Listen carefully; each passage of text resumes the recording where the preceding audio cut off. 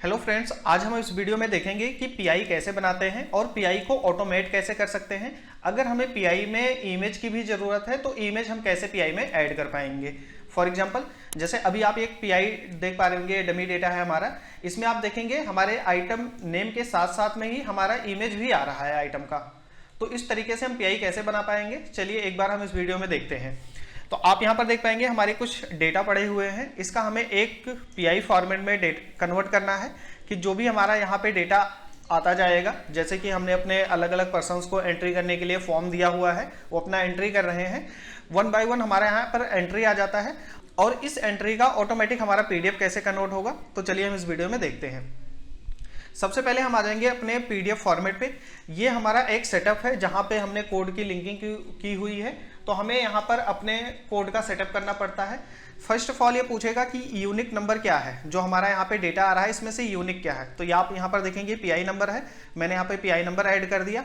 अब ये पूछेगा हाइड स्टार्ट हाइड एंड, यानी कि इन दोनों का मतलब है कि जो हम पेज फॉर्मेट है हमारा ये वाला, जब हम इसमें पीडीएफ बनाएंगे तो हमारा कौन सा रो जो होगा, हमारा रो इसमें हेडर है और फिर उसके बाद में यहाँ पे हमारा कहाँ पे जाके ये हेडर एंड हो रहा है और उसके नीचे फिर हमारी ये कैलकुलेशंस आ रही है अमाउंट को लेके और भी जो हमारे टर्म्स एंड कंडीशंस रहने वाले हैं।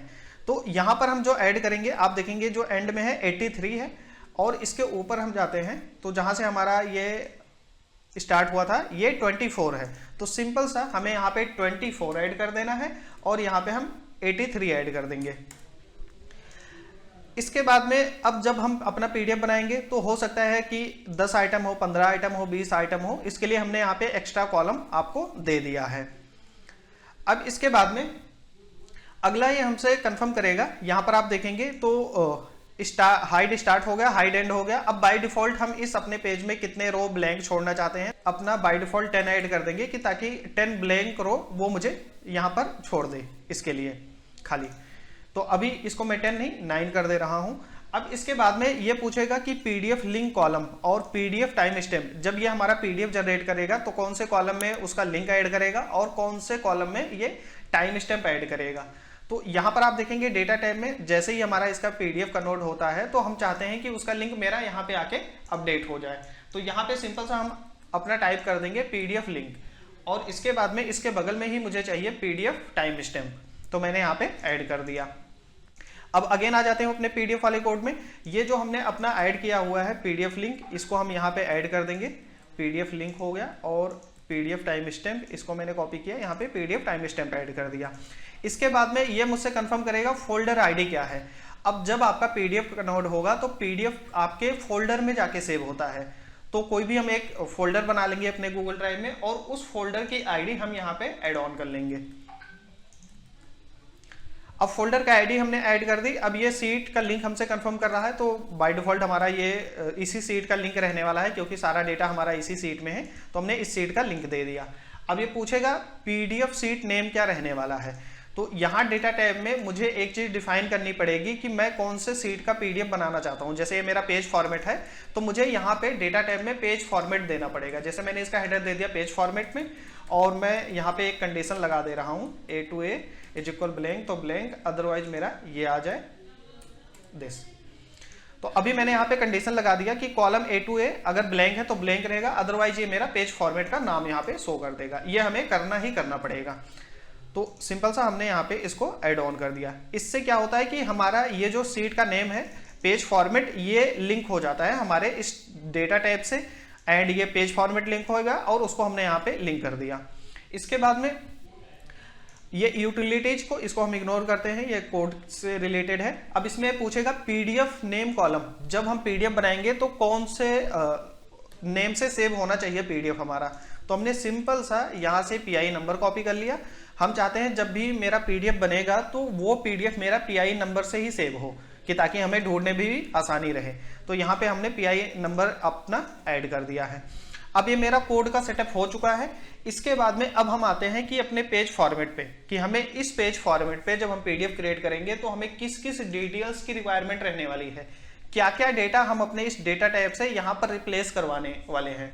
तो उसके लिए सबसे पहले हमारा यहाँ पे आ जाता है पीआई नंबर यानी कि इनवॉइस नंबर यहाँ पे है, तो हम सिंपल सा इस पीआई नंबर को कॉपी करेंगे और पेज फॉर्मेट पे आएंगे, इसको हम करली ब्रेसेस में ऐड कर देंगे कुछ इस तरीके से। तो यहाँ पे मैंने पीआई नंबर ऐड कर दिया। अब इसके बाद में ये मेरा चालान नंबर है, तो मैं डेटा टाइप में एक बार चेक कर लेता हूँ अगर मेरा चालान नंबर अवेलेबल हो। जैसे फॉर एग्जांपल ये मेरा चालान नंबर अवेलेबल है, इसको मैंने कॉपी कर लिया, यहाँ पे करली ब्रैकेट में हमने इसको ऐड कर दिया।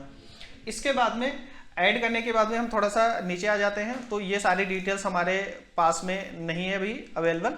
तो जो जो डिटेल्स है, जैसे बिल टू हमारी आ गई, तो एक बार हम चेक कर लेते हैं बिल टू में हमारा क्या है। फॉर एग्जांपल बिल टू में हमारा रहने वाला है ये नेम, तो मैंने इसको कॉपी किया और यहाँ पे इसको ऐड कर दिया। और इसी तरीके से मैं सिप टू की भी डिटेल्स ऐड कर दूंगा। फॉर एग्जांपल ये रहा, इसको भी मैंने यहाँ पे ऐड कर दिया। अब बाकी की जो ये डिटेल्स रहने वाली है, आप इसमें देखेंगे फॉर्मूला लगा है मेरे डेटाबेस से, तो जो भी मेरी बिल टू की डिटेल्स है, सिप टू की डिटेल्स है, वो मेरे डेटाबेस में अवेलेबल है। तो यहाँ पे फॉर्मूले से डेटा अपने आप ले आएगा हमें, क्योंकि ये सारा डेटा मेरा डेटाबेस टैब में अवेलेबल है। अब इसके बाद में आ जाते हैं डिस्क्रिप्शंस ऑफ गुड्स। हमें यहाँ पे आइटम का नेम लेके आना है, तो हम डेटा टैब में जाएंगे, ये हमारा आइटम नेम है, इसको हमें कॉपी करना होगा। पेज फॉर्मेट पे आ गए। अब इसमें क्या होता है कि डिस्क्रिप्शन हमें यहाँ पे रिप्लेस करवाना है, जो भी हमारे यहाँ पे डेटा आए हुए हैं। जैसे ये मेरा है पीआई नंबर 1 है, तो मुझे पीआई नंबर 1 के अगेंस्ट में यही सारी डिटेल्स चाहिए होगी। तो मैंने सिंपल सा यहाँ से इसका नेम कॉपी किया, पेज फॉर्मेट पे आ गए।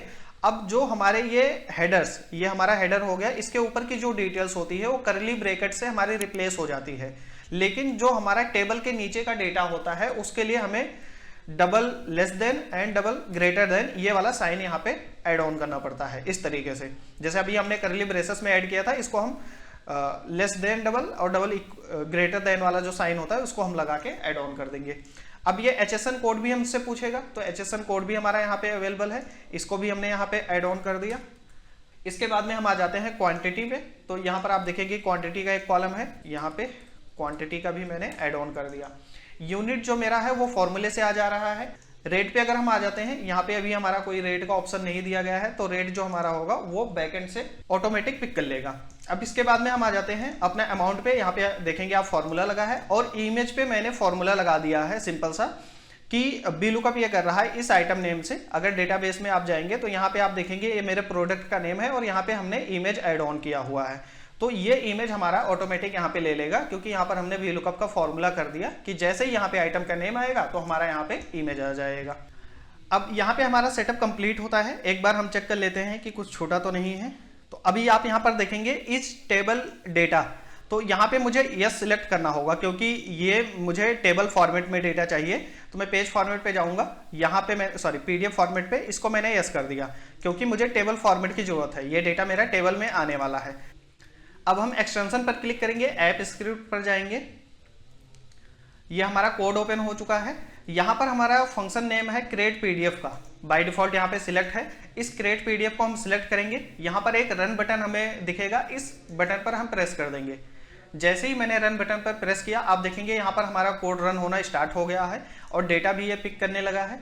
एक बार हम अपने सीट पे आ जाते हैं, तो कोड हमारा रन हो रहा है यहाँ पे। अभी जैसे ही PDF क्रिएट करेगा उसकी सारी डिटेल्स यहाँ पे लाके अपडेट कर देगा। तो आप देखेंगे एक PDF मेरा क्रिएट हो चुका है, अभी भी कोड रन हो रहा है और डेटा मेरा यहाँ पे आ गया। तो जैसे जैसे वो PDF क्रिएट करता है, PDF का लिंक यहाँ पे अपडेट कर देता है। तो अभी आप देखेंगे ये हमारा PDF कंप्लीट हो चुका है। इस पर आप देखेंगे जो जो डिटेल्स हमने रिप्लेस कराई थी उसके अगेंस्ट में सारी डिटेल्स रिप्लेस हो गई है। ये हमारी सारी डिटेल्स फॉर्मूले से थी तो ऑटोमेटिक आ गई, और हमारा टेबल का डेटा था तो आप देखेंगे यहाँ पे टेबल से डेटा रिलेटेड हमारा आ गया। और जिन जिन आइटम्स से रिलेटेड हमारे पास में इमेज अवेलेबल था उन सभी आइटम्स का इमेज हमारा यहाँ पे आके अपडेट हो गया। और सेकंड देखेंगे हमारा दूसरा भी PDF इसमें बन चुका है। तो दूसरा भी PDF मैं आपको ओपन करके दिखा देता हूँ। यहाँ पर आप देखेंगे सेकंड PDF भी हमारा बनके रेडी हो गया है। यहाँ पे भी हमारी सारी डिटेल्स आके अपडेट हो गई। और बाकी के नीचे की कैलकुलेशंस हम अपने अकॉर्डिंग ऐड ऑन कर लेते हैं। जो भी हमें GST वगैरह का कैलकुलेशंस इसमें करना है, टैक्स के कैलकुलेशंस वगैरह करने हैं, वो सारी डिटेल्स हमारी यहाँ पे आ गई। और यहाँ पे आप देखेंगे बैंक की डिटेल्स वगैरह भी हमने ऐड ऑन कर रखी थी, तो वो भी सारी डिटेल्स हमारी आ चुकी है। तो इस तरीके से आप कोई भी PI का फॉर्मेट है उसको आप ऑटोमेट कर सकते हैं। अब मुझे यहाँ पे सिर्फ क्या करना होगा, इस क्रिएट पीडीएफ का मुझे ट्रिगर लगाना होगा हर 5 मिनट का, हर 10 मिनट का। तो उसको हम यहाँ ट्रिगर फंक्शन से जाके ट्रिगर लगा देंगे, तो हमें मैनुअली यहाँ पे कोड रन करने की जरूरत नहीं पड़ेगा। तो जैसे ही हमारे टीम्स डेटा एंट्री करते हैं, चाहे उनके पास में गूगल फॉर्म हो, चाहे वेब फॉर्म हो, या कोई भी सोर्स हो एंट्री करने का पीआई की डिटेल्स से रिलेटेड, तो जैसे ही एंट्री करेंगे डेटा हमारा यहाँ पे आ जाएगा और 5 मिनट में ऑटोमेटिक हमारा कोड रन होगा। जो भी आपने टाइम ट्रिगर लगा रखा है उसके अकॉर्डिंग हमारा कोड रन होगा और डेटा यहाँ पे हमारा लाके अपडेट कर देगा। इस वीडियो में कोई भी डाउट्स है, कोई भी क्वेश्चंस है, आप हमसे पूछ सकते हैं। अगर वीडियो पसंद आया है तो वीडियो को लाइक करें, चैनल को सब्सक्राइब करें। Thank you everyone.